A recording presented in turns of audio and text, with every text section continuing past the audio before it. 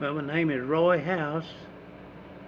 I was born in 1929. All right. I'm 74 years old. No. Huh? You're 94, not 74. Oh, okay. She said you're 94. 94. Okay. And then where were you born? Right here. Where at? Right here. On this land? Uh-huh. Where we're at now. Where I live Okay. now. Well, I had two sisters. They're both gone Okay. now. My mother's family was from in this area, and they all lived within walking distance around here. What did you do growing up? What did your folks do for money? Farming, What'd y'all grow? cotton, corn, sweet potatoes, just anything to make a nickel. Now y'all would eat it, but y'all would also sell it. We'd correct? also sell what we could sell, Where would you sell it? more or less through Crockett here. The sweet potatoes, they were boxed up and shipped by train. What did a work day entail for you? From milking cows to feeding hogs, chopping cotton, plowing, just anything connected with farming, building fences, all of that. How many hours a day would you say that you would work if you were? Daylight till dark, and then some more. Because it was get up and go to the field and be there by daylight dispatch, so no telling how early you got up to get your stuff like the cows milked, the hogs fed, and whatever. And your sisters, do they work out there with you? Well, I had one that did, and one that just didn't didn't cooperate. Wow. Okay. So it was just one of those things that if you wasn't working for yourself, my dad could always find somebody for us to work for and make a dollar, Yeah. Before I was big enough to do too much of anything, when we were harvesting the cotton, well, you'd harvest a big load, what you figured was a bale, when you took it to the gin. Well, Dad would put me on the wagon with the mules, head me towards town, and he'd talk to the man at the gin. And when this boy comes, you take care of him. I'd take up there and get the gin and bring the empty wagon back home. And the seeds, we'd keep the seeds so we'd have seed to plant next year. And what we didn't figure we'd plant, we used them for feed during the winter. Now, would your mother work out there with y'all? So she worked in the garden a lot, as well as in the field too. What kind of foods did y'all grow up eating? Well, we grew just about everything in the garden. All green stuff, onions, potatoes, and all of that stuff. What was your favorite meal? Certain biscuits, I guess. That's about the biggest thing we had for dessert, You mean like cane syrup? Raised that and done their own. I tell you, you had to know when it got ready to come off of that cooking. See, we called it a syrup pan at the time. And that thing was probably 10 or 12 foot long. And in that space, it was divided up with spacers in it. And at one end, it'd have an opening. And the next one to it, it would have an opening at the opposite end, just back and forth. And you'd start putting that juice in at one end, and when it cooked and worked through all of that down to the other end, that's when you had to watch it and not cook it too long, or it would go to sugar on you and first one thing something else. So there's sort of an art to it. Oh yeah, we had one man out here that really knew how to cook the stuff, and he done the cooking, and everybody around raised, their cane, and this guy cooked it off so much, for cooking off so much. Did y'all pay him? Paid him in syrup. Yeah. That's a pretty good deal. So that's about the only way we had to pay him, And we canned a lot of our meat other than beef We always had problems with beef ruining. Huh. So if you would take in the summertime, and being as they was 6 or 7 brothers and sisters, you know, right here, we'd take and butcher, or whatever you might want to call it, a calf, clean it out, and all of the bunch got meat out of it. And when that one was gone, well, one of the other brothers or sisters in the family, you know, would kill one and divide it, you know, and kind of kept fresh meat going like that. Now in hogs, you could kill them, and what we call a smokehouse, and you hang it up in there when you treated it with salt, and you build a little fire in there, but you get it down to coals where it'll just smoke. And you better make sure that Dad don't catch it fire ablaze, or you'll be ablaze. Yeah. So it's, you know, it's just one of those things that it was a daily thing with us. We knew what we had to do, when to do, and what to do. And then getting that meat out of the smokehouse, you know, to use. Mom would just go out there and cut off whatever she thought she would need for whatever, and the rest of it hung, and that dried it enough, that smoking and all, and flavored it some. Now, you had a well out here, right? How often I- would you have to get water from it? Every day. Of course, you drew water for the house, and you drew water to bathe in. In fact, the business, we had these old galvanized tubs that you used to wash clothes in and all, and that's what you bathed in. And in summertime, you'd draw that water up of a morning, put it in that tub, and let it sit out in the sun all day, and then it'd be warm to take a bath in that night, you know. Nice. And I'm guessing when you were working out here, y'all were just all in overalls, huh? Oh yeah, or anything, you know, you. And what about school or church? Did you have a suit for church? No, Dress shirt? just a clean pair of pants and shirt. Really? And you know, hey, you didn't have money to get all the extras or anything. Well, I started school. I was about 6 years old, but I think the first year or two I walked about 2 miles. Did you enjoy school? Well, I guess as much as possible. But Didn't like it being tied down every day. right. Well, I was gonna say, with so much work to do out here, did your parents have any qualms with you going to school every day? No. You went to school if you wasn't sick or something, you know, it kept you from it. Did your parents have much of an education? They just had what they got out of school back then, you know, it was, I'm not going to say just how much education they did have, but it probably wasn't a graduation. She made sure, or her and Dad both made sure that we went, Yeah. you know. Did you ever cause any trouble? No, I wouldn't do nothing like that.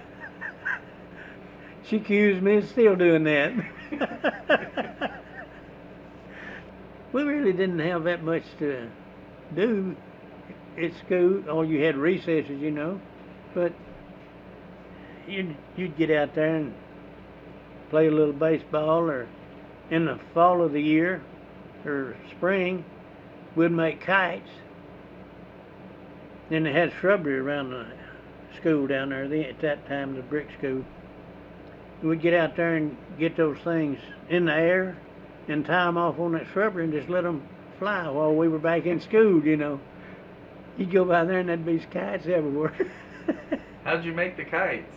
Oh, we took some little limbs, made us a cross out of it, and then put sugar sack string around that and made a cover for it out of paper. Paper, yeah. Took thread or wherever you could get string, you know, and tied on. Yeah. And how often would y'all go to town just whenever it was necessary. Because we didn't run to town every time you needed a little something. You either done without or whatever. Right. So what was groceries for y'all? Milk and eggs and butter and stuff like that? Mm-hmm. Every once in a while we'd get up there and we'd go to the movie, which was 10 cents to get in the movie. And we might have a quarter when we went. And you'd spend a dime of it going to the movies and get your bag of popcorn. And when the movie and the popcorn was over with, there was a drugstore next door. You could go in there, and they had this fountain counter with all the stools and all in front of it. You could go in there and get you something to drink with the whatever was left of it, that quarter. Yeah. So you'd had a big day, you know. Yeah. Well, that was a treat to get to go to town, you know. Well, I had cousins, you know, living around. Yeah. When we wasn't working, we'd get together, you know, and whatever. What would y'all do for fun? Go play in the woods or swing on vines out of trees and swimming. First one thing, something else, you know. On Sundays, a lot of times they'd get together out in the pasture and play baseball. Just the boys, huh? No, the girls were involved in it too. Really? Yeah. When everyone was doing something, if the girls wanted to be in it, hey, no big deal. And so y'all went to church every Sunday or most Sundays? Went to church every Sunday, just about. We didn't miss Sunday and Sunday night. Every so often they had lunch on the ground there at church. Now, did all the kids that you went to school with and the people that you went to church with, were they pretty much the same people? That's the same people. They'd have that meal there. I forget how often it was. I think about once a month. They had tables built there that they'd set up all the time. All the ladies would cook food and bring it? Everybody'd fix a lunch and bring it. You know, back then, you had watermelon patches, you had cane patches, you had little of this and little of that, and they were always getting broke into at night. By teenagers. Really? Well, down at church one night, there's one of the guys talking to some of the other men. They were talking about guys going in and doing this and that. He was saying, well, they can't nobody go in my watermelon patch and me not know it. That was the wrong thing to say. Next week or so, we got together, went to his watermelon patch, took him out, and where he lived up there, he had some big trees sitting out in front of the house. We took him up there and got on them trees and ate them, and then left all the leavings there. So, you know, did things like that. How old were y'all? Teenagers? Yeah, maybe 13, 14 or something, you know. But y'all ate them right in front of his house? Right in front of his house, and left all the rinds and everything right there where we got through. And he was a mad sucker the next week when they was at church. I'm going to get them boys yet. But he didn't know who it was. He didn't know who it was. Well, he knew who it was, but he couldn't pick us out who, you know, which ones did and didn't.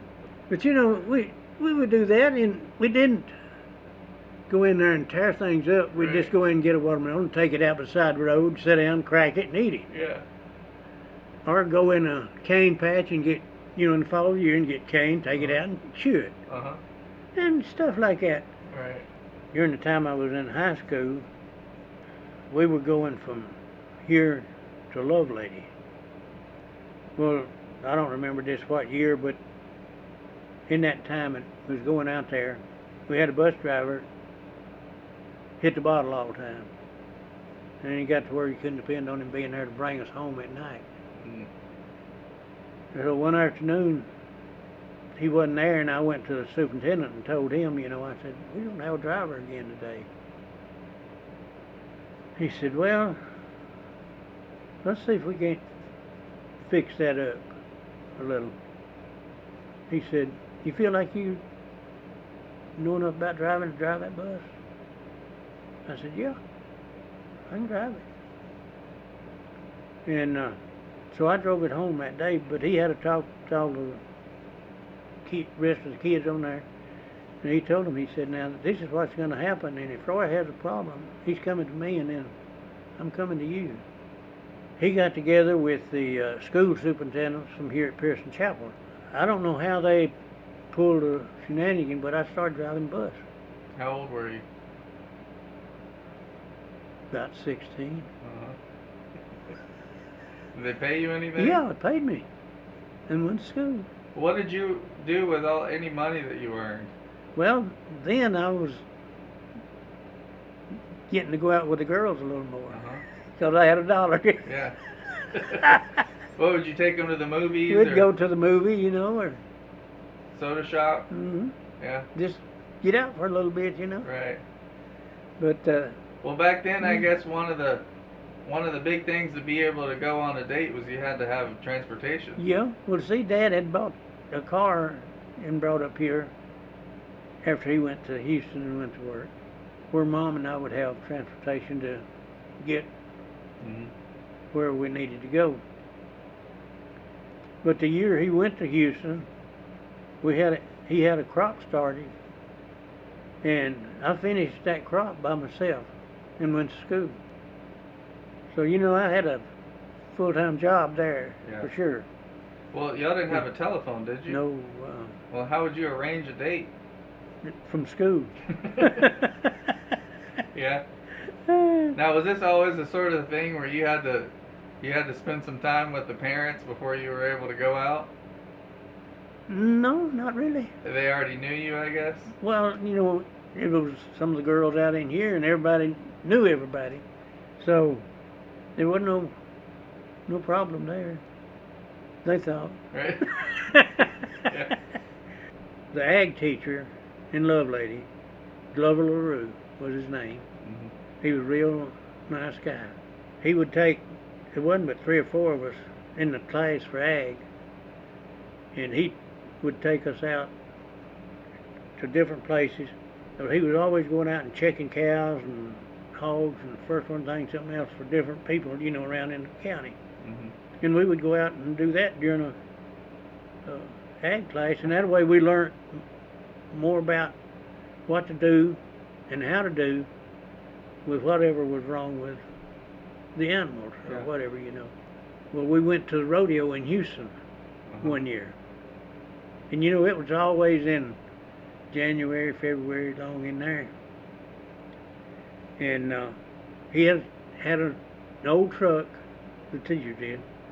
It had pipe racks, you know, around it.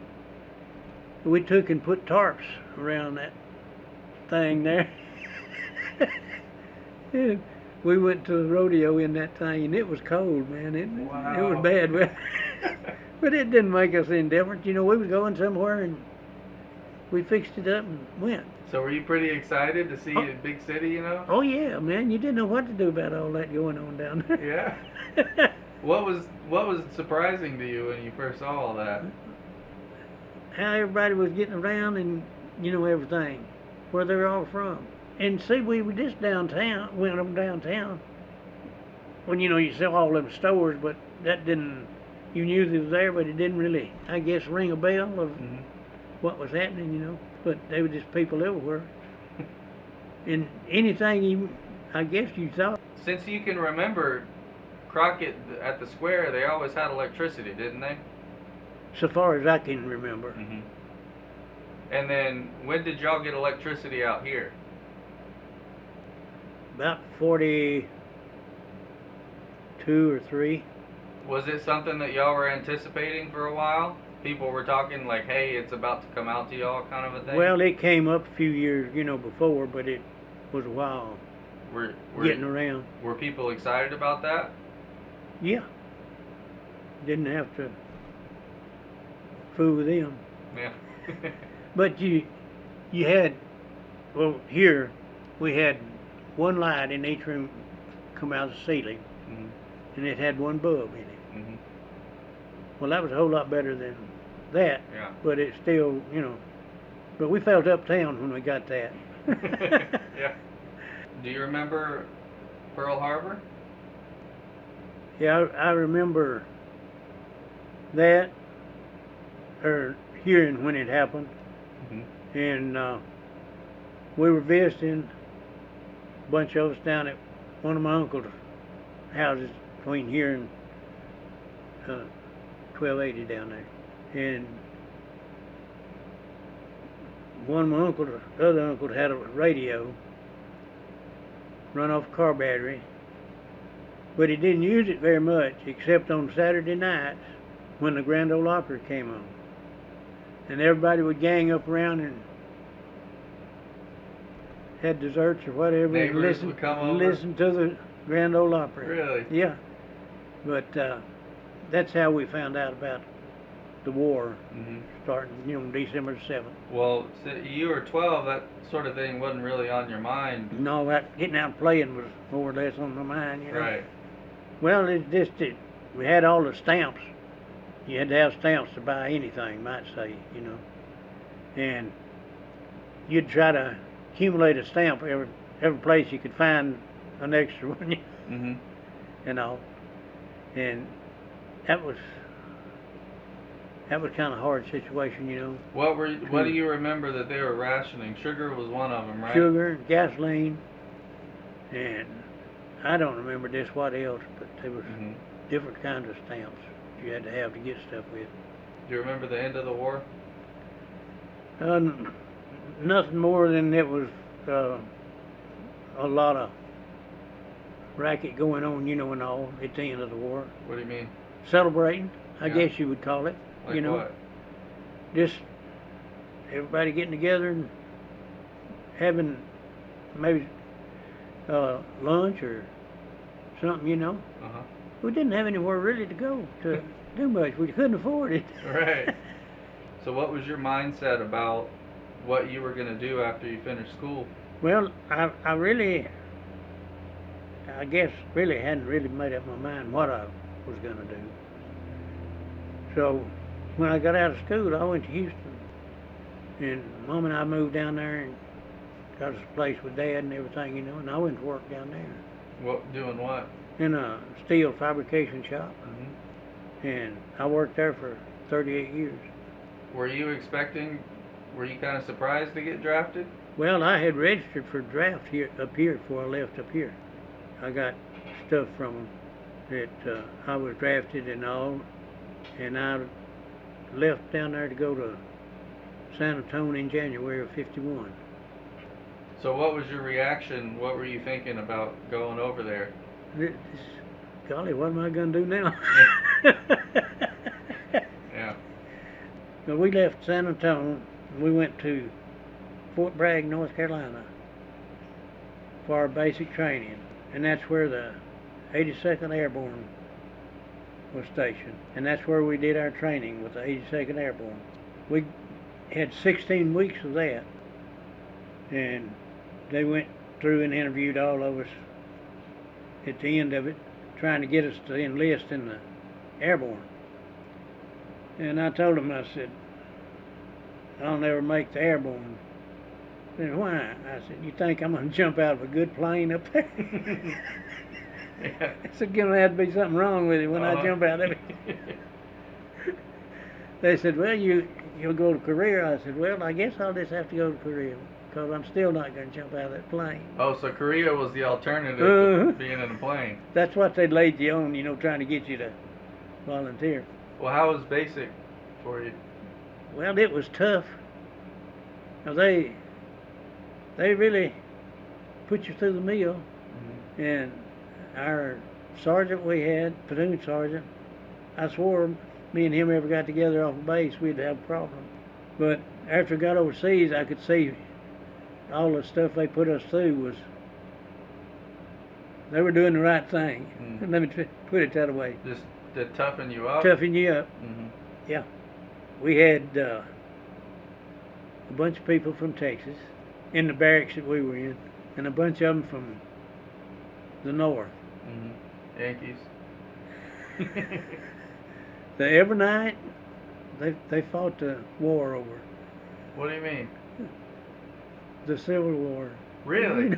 Yeah, that was every night.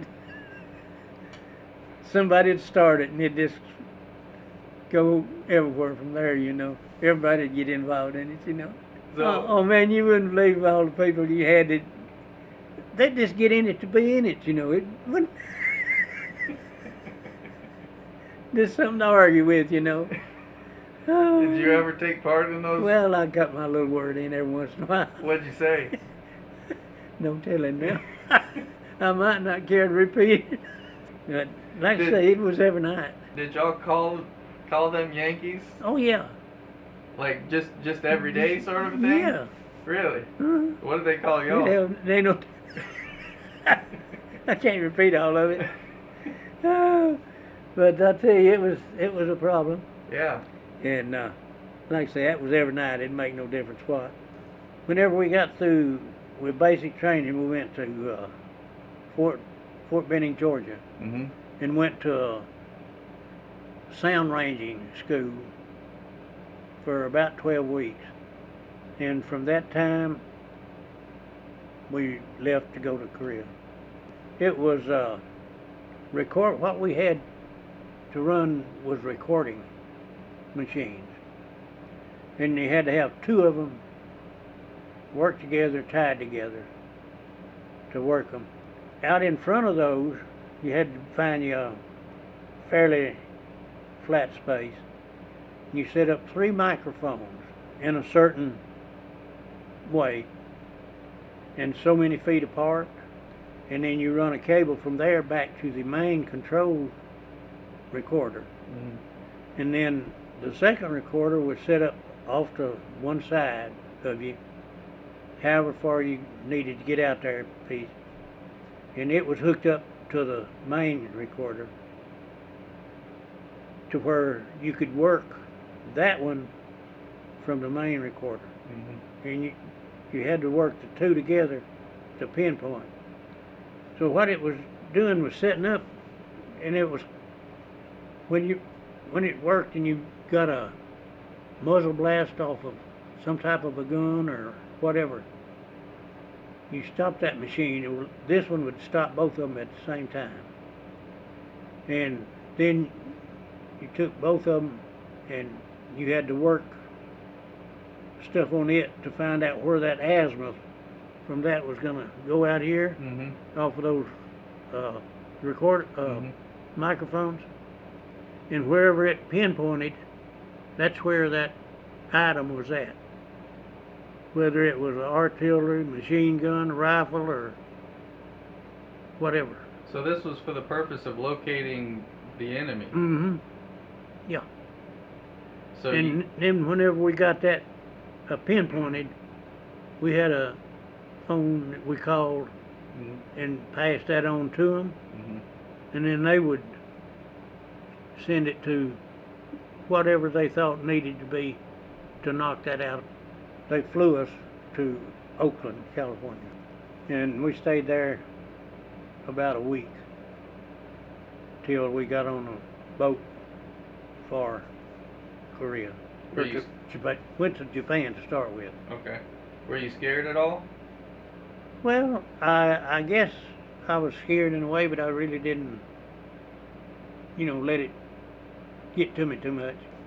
And we took all of our equipment with us on the same boat. When we got over there, they unloaded it and we took it to a place there in Japan. It was an officer's training school for Japanese soldiers during World War II. Mhm. And we stayed there for a week or so before we went on to Korea. We went through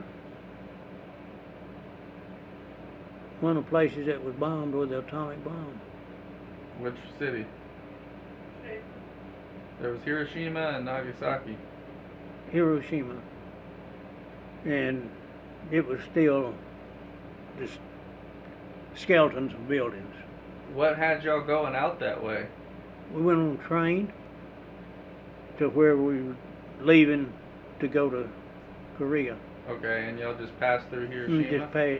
just passed through it on train. Never got off or anything. It just what you could see, What do you remember about seeing those buildings? just skeletons of metal, sticking up and spears here, yonder, and everything, just everything else just leveled out. Well, we left Sasebo, Japan, going to Korea. Well, we got on what they called their best ship was. They had a name for it. I don't recall. But we made the trip all right and slept on floor mats overnight on it. And we got over there, and the next trip that ship made from Japan to Korea, it sank. So you pretty well knew your objective when you got there, what you were going to do, huh? Yeah. I knew, we trained to do this, and that's what we went for. There was 3 squads of us that stayed fairly close together over there. We stayed in contact with one another. But there was 18 of us, 6 guys to a squad. We went, they told us where to go. We went and set up, and in 2 or 3 weeks or something, they might say, well, you need to pick up and move somewhere else. So, we just went from one place to another, setting up this equipment wherever they thought they needed it the worst. Didn't you kind of have to be behind enemy lines to get your perimeter around them? I was coming to one item here. We went to a place, and it was with the Greeks. It's where we were stationed at that time. And where we were at, it was so mountainous, there was no place to really set up the equipment we had. Of course, the people that sent us, they didn't know how we had to have stuff set up, really, and all of that. But we got there and we got to looking stuff over, where and how we were going to do it. And I got the guys together and I said, we ain't really got a place to put this stuff we got.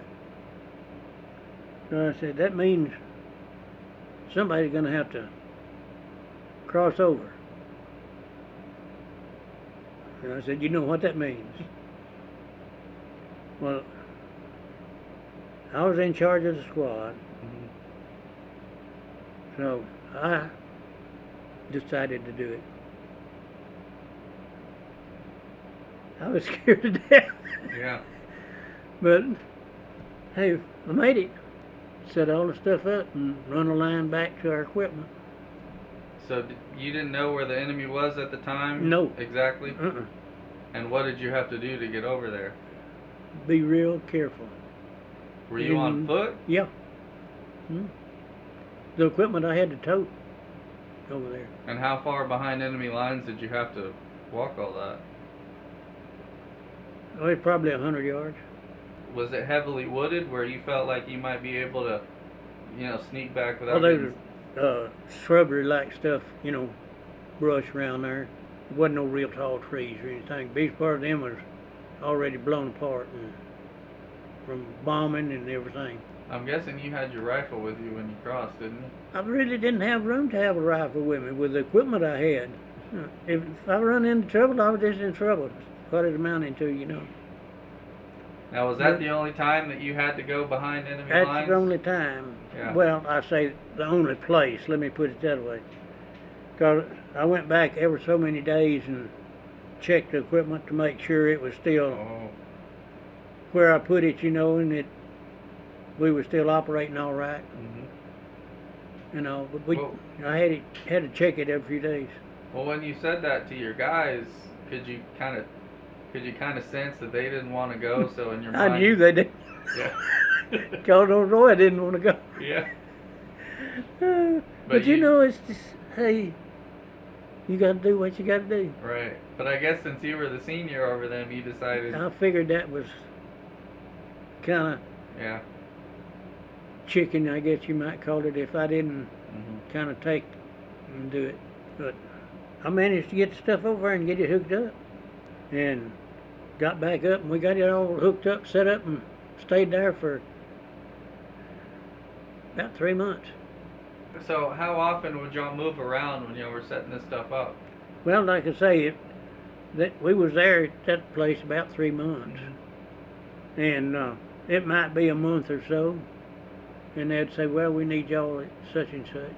The place it was appointing where everybody went or where they needed people, if they needed you in that spot for a good while, they'd just leave you. Mm-hmm.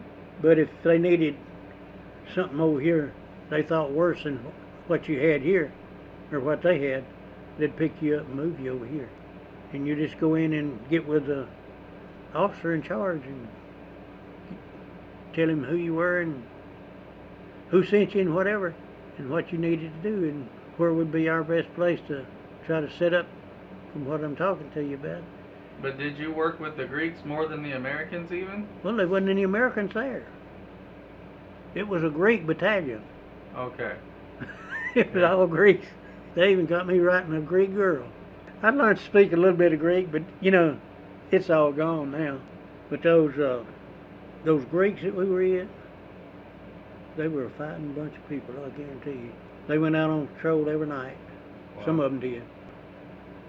And they'd come back and you'd see them, I hate to say it, but they'd come back and empty their pockets of teeth. So, you know where them come from. With gold on them or something? Mm-hmm. And they were just real violent or something? Oh, they were rough. When they'd go out, they had everything you could think of, carrying it with them. Anybody they killed, if they had gold teeth, they got them. You know, they use olive oil to cook. And when I say olive oil, it's, you had them old big 5-gallon pots that they cooked in. And whatever they cooked in there was about half olive oil when it got cooked. I couldn't handle it. And about every week, I'd go back to the headquarters company. I knew the cook back there, and he'd hit me, break me down some stuff and take back with me. And So, we had a little old small burner mhm. that we could use to warm stuff up and cook stuff on. Right. We'd get eggs and take back with us, cook eggs and whatever, you know. But for breakfast, they would have hot chocolate and toast. And if we wasn't there at breakfast time, they would bring breakfast to us. And if you were asleep from being out the night before, you know, all night with stuff going on, they would set it down at where you were at Mhm. and go on. So they were pretty good to y'all. Oh yeah, they were good to us. Treated us real good. That one time we were stationed about a month with a South Korean group. Mm-hmm. It's just wherever they wanted you. Mm-hmm. Them South Koreans, they dealt us misery, and I don't know why. Weren't y'all kind of a good thing for them because y'all were helping them find the enemy, basically? Oh yeah, yeah. We were good to helping all of them really, and if we come up with something close, we let them know right there. You know, we was with them Yeah. and everything. Most of the time that you were over there, most of the action was going pretty close to that line? Mm-hmm. Okay. Yeah. And how far were you from their artillery where you were trying to pick up their sounds? Well, it could be anywhere from half a mile to, we picked up one 5 miles away, and that one we picked up about 5 different days. Well, we sent that back to headquarters every day, and they called up and said, well, that's impossible, you know, y'all can't pick up nothing that far. I said, well, what are y'all supposed to be doing when we call this in? You're supposed to go check it. I said, and y'all not doing your job because it's still going off every day. Right. Every night is when it would happen.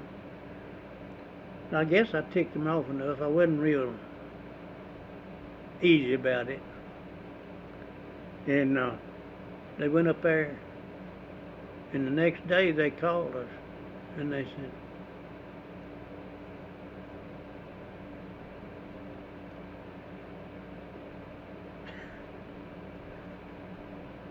we found a big artillery gun up there, but said it's there no more. So they got rid of it. They sent a plane up there. Did they apologize? I said, now what do y'all think? Yeah. Yeah. You know, some of this kind of gets next to me, you know, when I start talking about something. Why is that? Well, I just know what could have happened, and What do you mean? What could have happened? well, you know, we could have got in trouble just as well as them us putting them in trouble. They put us in trouble right away. Were y'all ever kind of close to any fire where y'all were afraid of getting hit? 24 hours a day. We'd get artillery and mortars and stuff coming in. As long as you heard them whistle, you know, you hear whistles. I don't know where you do it not, but in movies and stuff, you hear that whistling sound when things going on.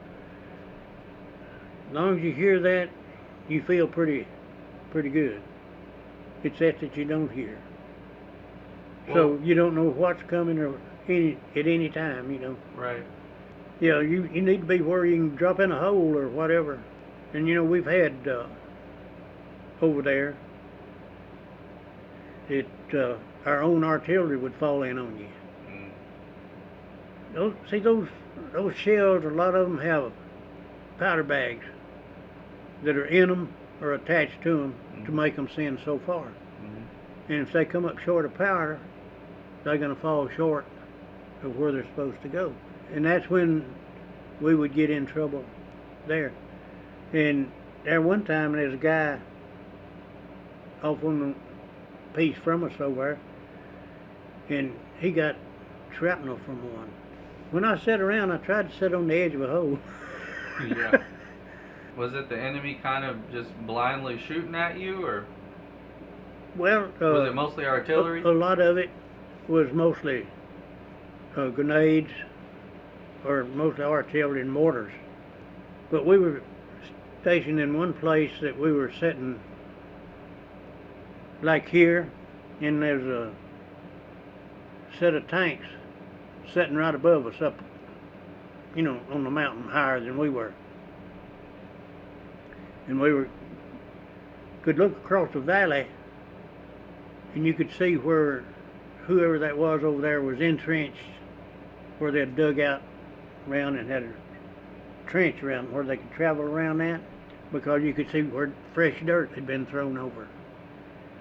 Well, we got to where every morning we'd call that tank battalion and tell them, hey, y'all look across way over there and look at that fresh dirt you see on the side of the mountain. I said, we ain't got no pinpoint on it because we haven't seen nothing going off, but you can see that fresh dirt over there. I said, could y'all kind of tear that up? They'd tear it up over there, and the next morning that dirt would be thrown out again. They'd done cleaned it up and fixed it up. Call them and tell them, hey, y'all didn't do a good job here, so you need to work on it some more. But, you know, you'd have a laugh out of it every once in a while. Hey, you couldn't be tied down to it all the time. Did you ever get kind of nervous with all that, the mortars and the artillery? Did they kind of... Well, I guess about the scariest part I got was that day that fell short and got the guy over there, a little piece from him. And he got up and started running, hollering, I've been hit. I said, get in the hole, get in the hole. Yeah. It didn't get him too bad? No, it got him in the rear end a little bit, but Yeah. It didn't keep him from getting around, you know. Well, did you ever have to see any of our casualties? Oh, man. You've asked a bad question. When we got over there,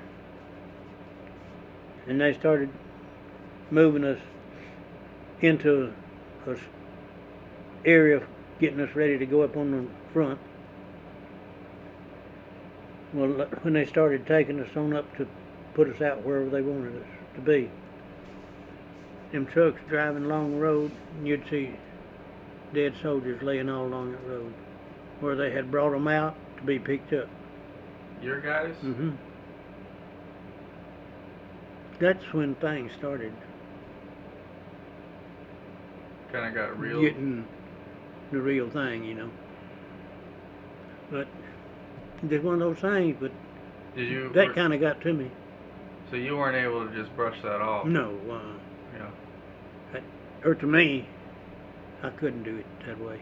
Well, it gave me a deal to kind of be more cautious Mm-hmm. about,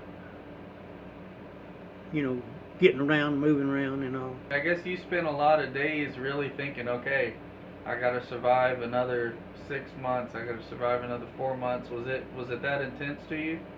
Well,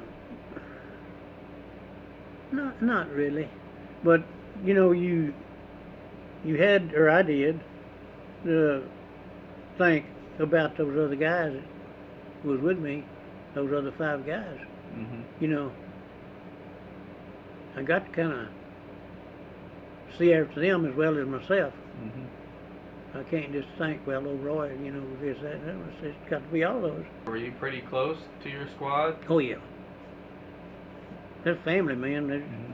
That was an everyday thing.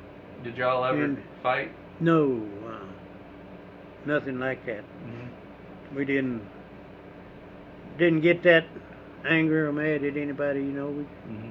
We tried to keep it family-like, you know, because, hey, I told some of them they was talking about no family. I said, hey, we are the family. What made you senior to them? Just your rank? Yeah. And I wonder if they saw that you had any intelligence or something. I don't know what brought it on.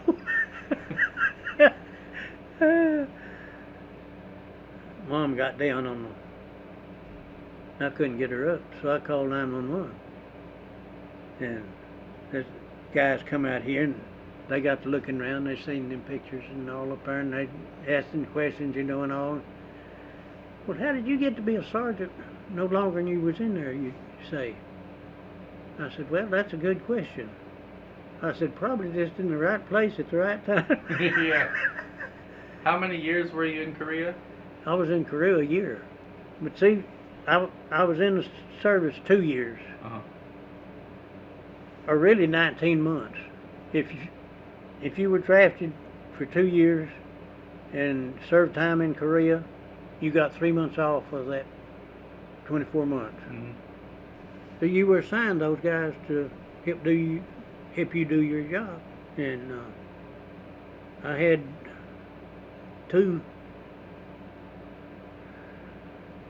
Spanish, American Mexicans or whatever Mhm.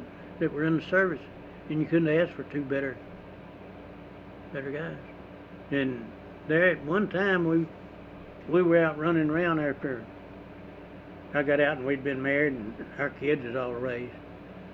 And we went to Laredo and saw 2 of them. Really? Or saw one of them, and nothing it worked. How were you? I guess you kept contact with them. We kept contact with different ones. Met one of them, and all in things. Well, let me right at this point, I guess, talking about that. There's only 2 of us out of those squads that I know anything about that exist nowadays. Yeah. There's me and the one in Louisiana. Were you able to write your folks at all or hear back from them? Oh yeah. You could ride every day. Of course, it may not get off for a week, but Mm-hmm. you could ride every day, you know. And it just kind of when mail would come around or get around. Was it nice being able to hear from them? Oh yeah. Was your mom very Mhm. worried? Well, she didn't let on too much, but I know she was. Yeah. Is that who would write you? Mm-hmm. Your mother? No. What about your sisters? And I didn't hear much from them. I didn't have time to do a lot of writing, you know, for around, you know. Of course, I Yeah. killed a lot of time over there, but Did you get any leave? went to Japan for 6 days. While you were in Korea, you went. Mm-hmm. On R&R. How was that? That's nice. We went over there and run around. First one thing, something else, you know. Had a big time. Yeah. When you start getting that last day or two, you know, what am I going to do? Am I going to stay or am I going to go? Yeah. Before we left to come back home, we got 6 men in to train to take our place, relieve us, you know, Yeah. when we left.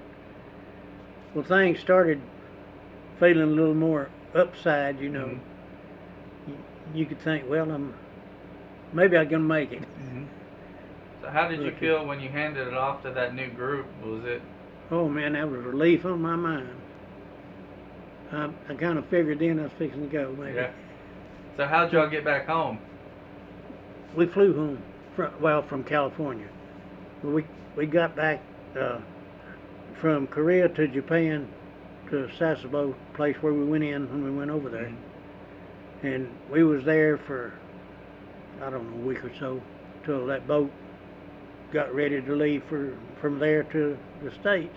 And we got on it, and we was on there about 15 days. Were y'all bored, or were y'all just sleeping all day, or what? Just made the best of whatever, you know. Yeah. Bulls cornering around with anybody. You run across somebody different from, you know, what you with every day, you know. Right. That what you could get in touch with, you know. Made a friend. Did y'all play And- cards or anything? Yeah. Some of them gambled all the time. We had one or two that gambled pretty much. Yeah. We was on that boat 15 days, but we spent about 3 days just off the coast of Washington. Because the old captain on the boat, he said, y'all might as well to take it easy because it's going to be 3 days before we can dock. Well, what's the matter? Well, we got in too big a hurry coming home. What? They traveled too fast coming in. Wow. And he said, we can't dock till a certain time, certain Uh-huh. day, you know. Everybody's got a time they can come in and dock. We got off and went through some processing there, you know, of who, what, and where we were headed. And they put us on a plane to San Antonio. Before we got to Denver, Colorado, they got to having trouble with the plane. So we landed there. And they worked on it about an hour or so. When we got back on it, and it being night, going down that runway, and them lights down the side of that runway were just zoom, zoom, zoom, zoom, you know. It just kept doing that, and I said, how many days you gonna get off the ground? I done give up hope, you know.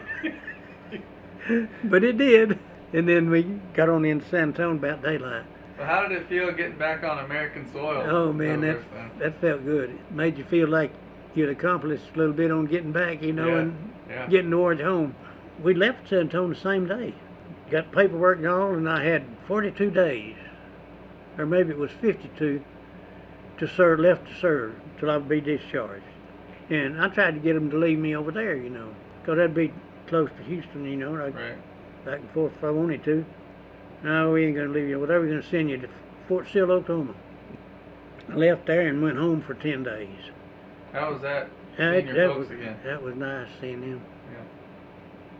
There was 6 of us, and we, I guess you would say, rented a limousine thing, and he took us into Houston, and then that went on to Grapeland. He put me out at the bus station in Houston. I got me a cab from there to take me home. And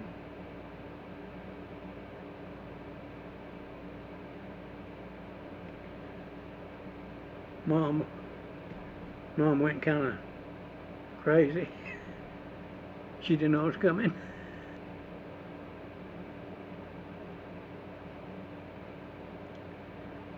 I guess I shouldn't have done that, but it's too good to pass up. Yeah. So, Slip up on them, you know. yeah. And of course, Dad was at work. This was about middle of the afternoon, and oh, but Mom, she really couldn't handle it. But it felt good, Yeah. I tell you. After I got home, I called this guy from Grapeland up here, Billy Ray Huff. Me and him got together and we took off to Tucumcari, New Mexico. We'd been riding some girls over there when we was in the service. So we took off over there. We got up to Waco, and I don't know how done it. It wasn't hard, I don't guess. But we'd been on the road a little while. I was driving, and I said, Bill, I said, you know where we're at? He said, no. I said, well, I just seen a sign out there that said Temple. I said, you got us on the wrong way. You're not talking Temple, Texas. Yeah. Oh, no. Oh, wait. Y'all wasted a lot of time. So we didn't go back the same way we came out. We just made a U-turn and went, headed back on a different highway. Yeah. I told him, I said, I ain't gonna drive back over that road again. Oh, wait. How did you feel about your time in the service? At the time, did you feel like what you were doing was real important or helpful, or were you kind of just in the mentality, I'm here to do my job? No, I felt like we were pretty well off, as far as helping other people and all. But you knew the situation enough and the political situation to be able to think that Yeah, we're doing something we're good. doing something worthwhile, I guess Yeah. you'd say, because I sure don't want them over here. I guess that was my way of thinking, I'd rather be there than them over here. How often does some of this stuff play back in your mind, all these memories from being over there? Well, I think about a little stuff every once in a while, and I get to thinking about the crew we had and little things that happened, and Is it the kind of thing to where the older you get, the more distant those memories become and the less you think about them? well, yeah, you lose, or I do. I lose it more. I guess it disappears. And every once in a while I'll think about something. I ain't thought about that in a long time. Yeah. I guess I was, about the only thing I can say is glad that I went through it, being as I had to, and all. And that things come out like they did.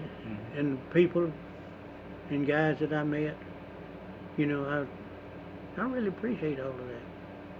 What do you appreciate about it? Because, That part I of got back. I was to say, part of it, you're just worried about staying alive. Yeah. When you got discharged, you just went back to work? I was off work about 3 months. And in that 3 months I was looking for work at other places, but I didn't come up with anything, so I went back to where I was working when I left. And how long did you stay with your folks before you got married and bought a house and all that? Well, let's see, we got back in 52? 52, and we got married in 54. And where'd y'all meet? Blind date. I was working with a guy that told me he had a girl he wanted me to meet up with, and he had a girl and a boy and all that was about the same age she was. They were going to school together. Now, they all got it figured out some way. So how old were you and how old was she when y'all met? I was 23 and she was 16. Where'd y'all go? Drive-in movies. It was a place we could go and get something to eat. Nice. Drive-in. How long did y'all date before you ended up proposing to her? I just asked her if she wanted to get married. So it finally happened. Was she 16 when y'all got married? No, she was 17. 17? She had just had a birthday the 7th of January. Her folks didn't think she was too young to get married or anything? How they signed the papers? When did y'all start having kids and, raising a family? In 59. And how many kids did y'all have? 3. 3? 2 boys and a girl. Oh, tell me the first time that you saw television. Well, I bought one after I went to Houston, after I got out of school. It was long when they first started coming out because it had the round face on it. So I would say around 49. What could you pick up in Houston? You could pick up KPRC and that was Channel 13 and Channel 11, I believe. How big was the screen? 13, I believe. Through your life, when you've met another Korean vet, has that happened very often? Somebody you don't know and you find out you were both in Korea? Once in a great while. So just rarely. Just rare. When that happens, do y'all talk about the war at all? I just kind of let my end of it fine, unless something's brought up, you know. I don't bring it up too much. How do you feel about the kids growing up nowadays versus how it was when you grew up? Oh man, they got it made. Or I feel like they do. Do you feel like they're pretty spoiled? That I agree with. Okay. And what about people with people getting more antisocial and with the phones and everything? When you think about how people were when you grew up versus how they are now, what would you say? Man, I wouldn't know how to describe it, really. They've just got it so much more convenience and better off. And everything comes along. They've just got it better than we had, you know, back when I was young and coming up. But, you know, back to church, you was talking about church, you know. We had church on Sunday. Well, everybody in the community was there. And that'd be Sunday and Sunday night, the biggest part of it. And anything that went on in the community, there was always a gathering at it just about. You visited with everybody every chance you got to get away from the house, I guess. Get away from that work a few minutes.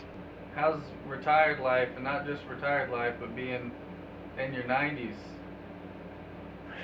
Well, it's just not what it's cracked up to be. You don't have to work. You know, but hey, I've done more since I retired than I've done before. The doctors will ask me, what kind of deal do you have set up for exercise, you know, and all? I said, what do you mean, what kind of deal? They said, well, what do you do? I said, have you ever been on a farm or know anything about farming? I said, that's what I do every day, 7 days a week. I said, anything out there, there's always something needs to be done. Yeah. Well, do you feel 94? Not really. Does it feel weird to think about that you're 94? Try not to think about it. Yeah. How many years do you have left, do you think? Oh, I don't know. No telling. You just never know. Yeah. That's for sure. So far, I've been pretty fortunate. Do you feel like every day's a blessing when you get this age, or you're more thankful for your time? I've had one more. I have to think out an awful lot when I get up. Well, I've had one more. Yeah. Or got one more, you know, going. Are you prepared with your family and everything? You know, your About kids? That as prepared as going to be. I tried to have things kind of taken care of and everything, so. Do you feel like it's going to be hard on them when you pass? You know, your kids? Now, the daughter probably will be. The boys, I don't know. Yeah. I don't know what their deal is. Yeah. But you get to see your grands and your great-grands. Do you have great-grands? Mm-hmm. Okay. Yeah. I think we got about 15 of those.